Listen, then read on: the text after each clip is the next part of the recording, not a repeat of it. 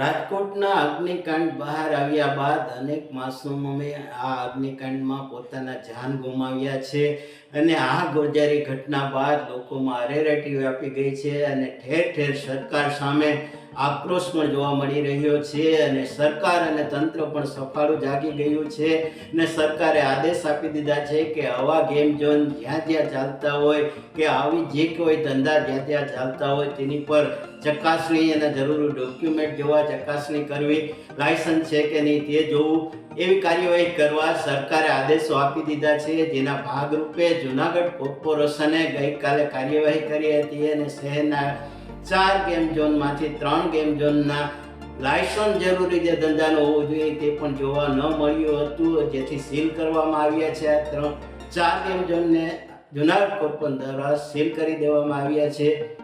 આમ જરૂરી કાર્યવાહી તંત્ર દ્વારા થઈ રહી છે.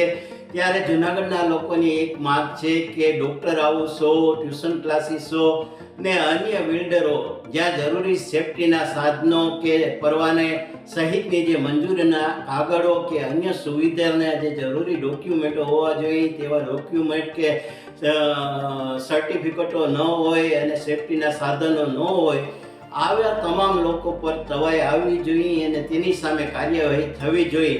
તંત્ર ક્યારે જાગશે તેવો જૂનાગઢ વાસીઓમાં સૂર ઉઠવા પામ્યો છે. अब खबरों से लगातार अपडेट रहना हुआ आसान. BRG न्यूज आपके मोबाइल स्क्रीन पर. आज ही BRG न्यूज की mobile app Google play store और ऐप स्टोर से डाउनलोड करें और खबरों से लगातार जुड़े रहें.